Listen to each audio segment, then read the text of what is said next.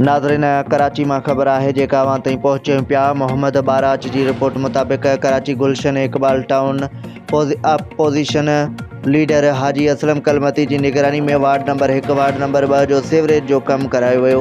उन मौके ते टीवी विन के नुमाइंदनि सां ॻाल्हाईंदे चयो वियो त कराची महर डिप्टी महर के बजट में कम कराए रहियो आहियां।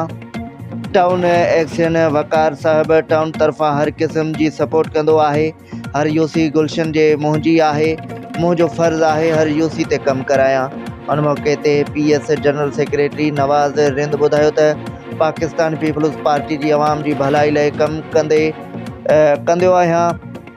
असांजी कोशिश आहे त अञा वधीक बजट मिले, जेके वार्ड रहिजी विया आहिनि उन्हनि में कम करायूं।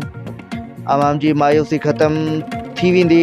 यूसी चेयरमैन शांति नगर सिकंदर हसन बलोच ॿुधायो त मूंखे हर महीने ते 13 लख मिलंदा आहिनि, पर यूसी वॾी आहे, जेतिरो फंड मूं वटि हूंदो आहे हर वार्ड ते थोरो थोरो करे कम कराईंदो आहियां। मुंहिंजी कोशिश आहे जेके वार्ड जा कम रहिजी विया आहिनि जल्द सां जल्द ॿीहर शुरू कराया वेंदा।